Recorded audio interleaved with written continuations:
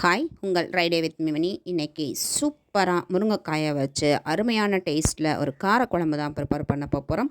So வாங்க எப்படி கமகமான டேஸ்ட்டாக வந்துட்டு காரக்குழம்பு ப்ரிப்பேர் பண்ணுறதுன்னு பார்க்கலாம். வீடியோவை ஸ்கிப் பண்ணாமல் பாருங்கள்.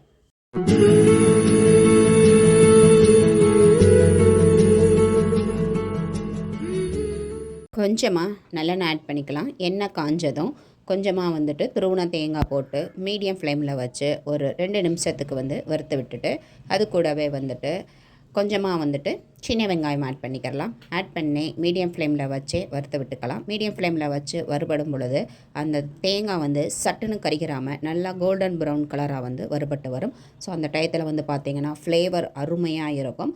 இப்போது நல்லா அது வறுபட்டு அதோட கலர் சேஞ்ச் ஆகிற ஸ்டேஜில் 1 ஸ்பூன் குழம்பு மிளகாத்தூள் ஆட் பண்ணிக்கலாம். இந்த குழம்பு மிளகாத்தூள் நம்ம வீட்டிலையே ப்ரிப்பேர் பண்ணது.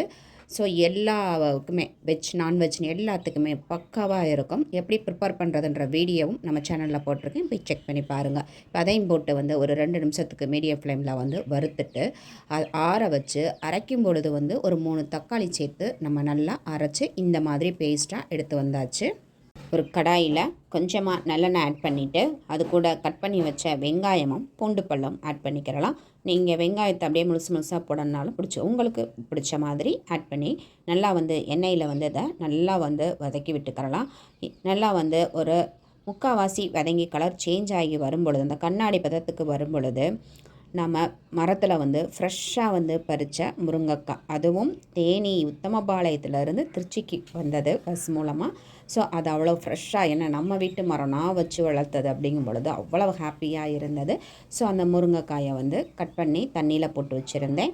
அதை நல்லா இந்த வெங்காயத்துக்கூடையே போட்டு ஒரு 2 நிமிஷத்துக்கு நல்லா வதக்கி விட்டுட்டு அது கூட அரைச்ச இந்த தேங்காய், தக்காளி, வெங்காய விழுதை ஆட் பண்ணி ஒரு மிக்சிங் கொடுத்து விட்டுட்டு நல்லா அந்த காய் கூட மசாலா எல்லாம் மிக்ஸ் ஆகிற மாதிரி மிக்சிங் கொடுத்து விட்டுட்டு இந்த குழம்புக்கு தேவையான அளவு தண்ணியை அந்த மிக்ஸி ஜார்லேயே ஆட் பண்ணியாச்சு. இப்போது குழம்புக்கு தேவையான உப்பும் ஆட் பண்ணி நல்லா ஒரு மிக்சிங் கொடுத்து விட்டுட்டு நம்ம மூடியை போட்டு மூடி விட்டுட்டோம் அப்படின்னா மீடியம் ஃப்ளேமில் வச்சு ஒரு 5 நிமிஷம் கழித்து பார்த்தோம் அப்படின்னா காய் சூப்பராக குக் ஆகி குழம்பும் தயாராகிடும். ஏன்னா இந்த முருங்கைக்காய் ஃப்ரெஷ்ஷானதுன்றதுனால சட்டுன்னு குயிக்காக குக் ஆயிரும். ஸோ குழம்புமே தயாராகிருச்சு. அந்த மூடியை ரிமூவ் பண்ணும்பொழுதே அவ்வளவு கமகமான வாசம். சின்ன நெல்லிக்காய் சைஸ் அளவு புளியை கரைச்சி வச்சுருந்தேன். அதை இந்த குழம்புல ஆட் பண்ணி நல்லா மிக்ஸ் பண்ணி விட்டுட்டு கொஞ்ச நேரம் கொதிக்க விட்டுறலாம், இந்த புளியோட பச்சை வாசம் போகிற அளவுக்கு. இப்போ குழம்பு கமகமான தயாராகி ரெடி ஆகிடுச்சு. இப்போ இந்த குழம்புக்கு ஒரு தாளிப்பு கரண்டியை அடுப்பில் வச்சு எண்ணெய் ஆட் பண்ணிக்கலாம். எண்ணெய் காஞ்சதும் கடுகுளுந்தம்பருப்பு, வெந்தயம் போட்டு நல்லா பொரிஞ்சதும் அது கூடயே கருவேப்பிலை ஆட் பண்ணி குழம்புல ஆட் பண்ணோம் அப்படின்னா கமகமான குழம்பு தயாராகிடும். ஸோ இந்த தாளிப்பு குழம்புக்கு இன்னமும் டேஸ்ட்டையும் ஃப்ளேவரையும் தூக்கி கொடுக்கும். இதே மாதிரி முருங்கைக்காயை வச்சு அருமையாக காரக்குழம்பு நீங்களும் ட்ரை பண்ணுங்கள். வீட்டில் இருக்க எல்லாரும் அதோட டேஸ்ட்டில் என்ஜாய் பண்ணி சாப்பிடுவாங்க. இந்த வீடியோவை ரெடி பண்ணி வாய்ஸ் கொடுக்கும் பொழுது வெளியில் மயிலோட சவுண்டுகள் அதிகமாக இருந்தது. ஸோ அது உங்களுக்கு டிஸ்டர்பன்ஸாக இருந்தது அப்படின்னா சாரி.